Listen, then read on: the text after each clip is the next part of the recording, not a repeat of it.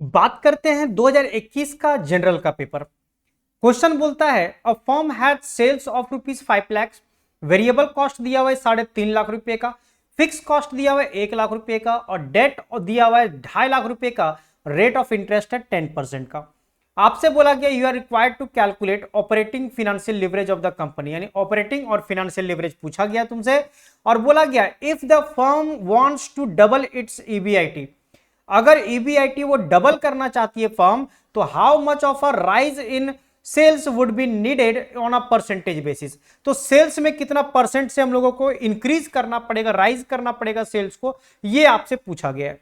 ठीक है, तो ऐसे क्वेश्चन को किस तरह से सॉल्व किया जाता है आइए देखते हैं हम लोग। सबसे पहले तो इनकम स्टेटमेंट रेडी करके दो लिवरेज हम लोग को निकालना है, तो वो लिवरेज निकाल लेंगे। तो आइए हम लोग पहले इनकम स्टेटमेंट रेडी करते हैं। यहां पे लिखेंगे इनकम स्टेटमेंट। इनकम स्टेटमेंट बताओ, इनकम स्टेटमेंट हमारा स्टार्ट कहां से होता है? बोलेंगे सेल्स से स्टार्ट होता है, तो लिखेंगे यहां पे सेल्स। बताइए सेल्स कितना का दिया हुआ है? सेल्स दिया हुआ है 5 लाख रुपए का, तो ठीक है यहां पे जाके लिख देंगे 5 लाख। इसके बाद माइनस किया जाता है सेल्स से वेरिएबल कॉस्ट। वेरिएबल कॉस्ट कितना का दिया हुआ है? तो 3.5 लाख रुपए का वेरिएबल कॉस्ट है, तो यहां पे लिखेंगे 3,50,000। अगर 5 लाख में से 3.5 लाख जाएगा तो 1.5 लाख बचेगा, यानी 1,50,000 का निकल गया हमारे पास कंट्रीब्यूशन, यानी कंट्रीब्यूशन आ गया हमारे पास 1,50,000 रुपए का। इसके बाद लेस करेंगे यहां से फिक्स कॉस्ट, और फिक्स कॉस्ट देखो क्वेश्चन में दिया हुआ है 1 लाख का, तो 1 लाख रुपए का फिक्स कॉस्ट यहां पे लिख देंगे। और जैसे ही फिक्स कॉस्ट को माइनस करेंगे तो हमारा ईबीआईटी निकल जाएगा। देयरफॉर ईबीआईटी हमारे पास निकल जाएगा कितने रुपए का? 50,000 रुपए का, 50,000 का ईबीआईटी निकल जाएगा। बोलो बात समझ में आया? और ईबीआईटी के बाद क्या करना पड़ता है? तो लेस करना पड़ता है यहां से इंटरेस्ट, लेस करना पड़ता है इंटरेस्ट। और बताओ इंटरेस्ट आपके पास देखो क्वेश्चन में दिया हुआ होगा, डेट दिया हुआ है 2.5 लाख रुपए का, जिसपे रेट ऑफ इंटरेस्ट है 10%। तो 2.5 लाख का 10% मारेंगे तो इंटरेस्ट निकल जाएगा। तो इंटरेस्ट यहीं पे लिख देते हैं 2,50,000, इसके ऊपर 10%, यानी 25,000 रुपए का हो जाएगा आपके पास इंटरेस्ट। तो बताओ 50 में से 25 जाएगा तो 25,000 ही बचेगा, यानी 25,000 रुपए का निकल गया हमारे पास ईबीटी, अर्निंग बिफोर टैक्स निकल गया कितने का? 25,000 रुपए का निकल गया। बोलो बात समझ में आया? अब आपसे दो लिवरेज पूछा गया था, देखो क्या क्या लिवरेज पूछा गया है। लिवरेज पूछा गया you are required to calculate operating और फाइनेंशियल लिवरेज, तो ठीक है हम लोग यहीं पे राइट साइड में निकाल देते हैं। बताओ डीओएल का फॉर्मूला क्या होता है? डीओएल का फॉर्मूला होता है contribution divided by EBIT. Formula आपको जरूर से याद रखना है, कंट्रीब्यूशन बाय ईबीआईटी। बताओ कंट्रीब्यूशन हमारे पास है 1.5 लाख रुपए का और ईबीआईटी हमारे पास है 50,000 रुपए का। अगर इसको डिवाइड करेंगे तो 3 निकल जाएगा, 3, यानी इसका 3 आंसर निकल गया डीओएल का। उसी तरह से हम लोग को डीएफएल भी पूछा गया है, तो डीएफएल भी निकाल देंगे। बताओ डीएफएल का फॉर्मूला क्या होता है? डीएफएल का फॉर्मूला होता है EBIT divided by EBT, EBIT by EBT. EBIT का वैल्यू हमारे पास है 50,000 और ईबीटी का वैल्यू हमारे पास दिया हुआ है 25,000। डिवाइड कर देंगे तो हमारे पास 2 आ जाएगा, यानी 2 हमारा निकल गया डीएफएल का वैल्यू। बोलो बात समझ में आया? तो इस तरह से इनकम स्टेटमेंट रेडी करके डीओएल और डीएफएल दोनों निकाल दिए। लेकिन अब आगे का जो क्वेश्चन पूछा गया उसके बारे में फोकस करना। बोला गया कि अब अगर वो ईबीआईटी को डबल करना चाहती है, डबल का मतलब ये हुआ कि पहले इसका ईबीआईटी देखो यहां पे ईबीआईटी पहले 50,000 का था, अब इसको वो डबल यानी 1 लाख रुपया बनाना चाह रही है। तो बोल रहा है कि सेल्स में कितना से इंक्रीज करना पड़ेगा। तो सोच के देखो, अगर तुम्हारा सेल्स 5 लाख का था तो तुम्हारा ईबीआईटी कितना का था? 50,000, और अब ईबीआईटी 1 लाख होना चाहिए, डबल होना चाहिए, मतलब 1 लाख होना चाहिए, तो सेल्स तो बढ़ेगा ही बढ़ेगा। आपको यह मत सोच लेना कि अगर ईबीआईटी डबल होगा तो सेल्स भी डबल हो जाएगा, ऐसा बिल्कुल नहीं हो सकता है, क्योंकि बीच में हमारे पास कैलकुलेशन अलग होगा। इसीलिए ध्यान रखना पड़ेगा कि जब भी इस तरह का क्वेश्चन आए, इस तरह का बात हो, तो आप दो तरीके से कर सकते हो। या तो इनकम स्टेटमेंट में ही हम लोग बैक कैलकुलेशन कर सकते हैं, मतलब ईबीआईटी को 50,000 के बगल में 1 लाख लिखो, फिर हम लोग ऊपर चलते जाएंगे बैक कैलकुलेशन और फिर सेल्स निकाल लेंगे कितना का होगा, और जब सेल्स निकल जाएगा फिर चेक कर लेंगे कितना से इंक्रीज कर रहा है परसेंटेज के टर्म में।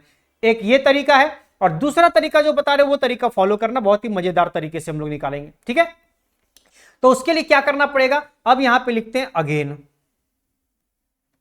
ठीक है, ध्यान रखना हमारे पास जब भी ईबीआईटी से रिलेटेड और सेल्स से रिलेटेड बात बोले कि ईबीआईटी को चेंज करेंगे तो सेल्स कितना से बढ़ेगा, या सेल्स को चेंज करेंगे तो ईबीआईटी कितना बढ़ेगा या घटेगा, तो सेल्स और ईबीआईटी का रिलेशन जो बताता है वो बता परसेंटेज वाले में सेल्स और ईबीआईटी का रिलेशन डीओएल बताता है, डिग्री ऑफ ऑपरेटिंग लीवरेज बताता है, समझे।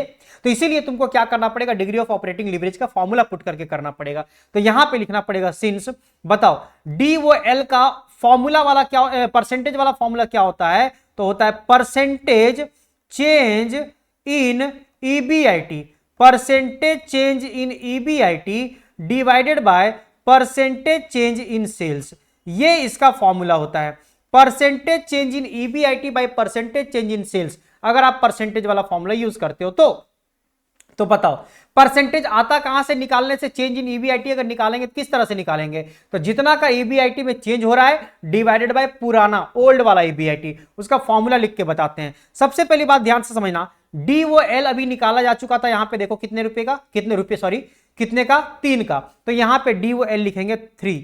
उसके बाद percentage change in EP sales तो निकालना है तुमको, तो ये तो चेंज नहीं करेंगे, ईबीआईटी को हम लोग लिखेंगे यहां पे फॉर्मूला में। बताओ परसेंटेज चेंज इन ईबीआईटी निकालना है, किस तरह से निकालना पड़ेगा, बोलेंगे यहां पे चेंज इन ईबीआईटी, यानी ईबीआईटी में जितना का चेंज हो रहा है divided by old EBIT, old मतलब पुराना वाला, पुराना ईबीआईटी लिख देंगे और फिर इंटू 100, परसेंटेज में निकालना इंटू 100 कर देंगे, बस ये फॉर्मूला अप्लाई करेंगे तो हमारे पास चेंज इन ईबीआईटी का परसेंटेज निकल जाएगा, समझे। वैसे ही अगर सेल्स का अगर निकालना होता तो क्या करते change in sales divide by old sales into 100, but इसका तो निकालना नहीं है, इसका तो रिजल्ट निकालना है, इसलिए इसको जैसा है वैसा ही रहने देंगे, यानी परसेंटेज चेंज इन सेल्स लिखेंगे। अब आगे पुट करो, बताओ 3 है तो 3 लिखो, चेंज इन ईबीआईटी, ईबीआईटी में कितना का चेंज हो रहा है, क्वेश्चन में बोला है कि 50,000 को डबल करना है, मतलब 1 लाख बना देना है, कितना बना देना है, 1 लाख, तो चेंज कितना का हो गया, बोलेंगे 1 लाख का हो चुका है, जबकि पहले था 50,000 का, तो चेंज जो हो रहा है वो 50,000 से चेंज हो रहा है। तो जब भी चेंज निकालना तो न्यू माइनस ओल्ड करना, नया ईबीआईटी में से पुराना ईबीआईटी को माइनस कर देंगे और डिवाइडेड बाय ओल्ड ईबीआईटी मतलब 50,000। बात समझ में आ रहा है, चेंज इन ईबीआईटी मतलब 1 लाख माइनस 50,000 और ओल्ड ईबीआईटी मतलब 50,000 और होल डिवाइड बाय नीचे वाला, अच्छा यहां पे इंटू 100 कर लो, इंटू 100, और यहां पे हमारे पास है परसेंटेज चेंज इन सेल्स। आ रहा है समझ में। चलिए अब बात कीजिए, इसको अगर सॉल्व करोगे तो कितना आएगा, ऊपर आएगा 50,000, नीचे 50,000, 50,000 कट जाएगा, अरे 1 लाख में से 50,000 जाएगा तो 50,000 बचेगा, और 50,000 बाई 50,000 1, और 1 को 100 से इंटू करेंगे तो 100, यानी 3 इक्वल टू ऊपर आ गया 100 और नीचे आ गया आपके पास परसेंटेज चेंज इन सेल्स। आ रहा है समझ में। तो बताइए अब अगर हम लोग डायरेक्टली क्रॉस मल्टीप्लाई करेंगे तो देयरफॉर अगर परसेंटेज चेंज इन सेल्स अगर निकालना हो तो क्या करेंगे, यानी 100 रहेगा ऊपर और 3 रहेगा नीचे, और परसेंटेज निकालना है तो परसेंटेज मार देंगे, यानी ये कैलकुलेशन करने से आएगा आपका 33.33%, 33.33%, और ये आपका आंसर हो जाएगा। मतलब ये हुआ कि जब आप ईबीआईटी को डबल करोगे तो आपका जो सेल्स में चेंज होगा वो कितना से होगा, 33.33% से चेंज होगा। बोलो बात समझ में आया। तो अगर आप कॉपी नहीं की तो कर लो, इनकम स्टेटमेंट पहले यहां से यहां तक कॉपी कर लोगे आंसर तक, और उसके बाद आपको अगेन से सॉल्व करना है और यहां से यहां तक आपको कॉपी करना है, समझे। तो इस तरह से आपका 2021 का जो जनरल का पेपर था वो हो गया सॉल्व।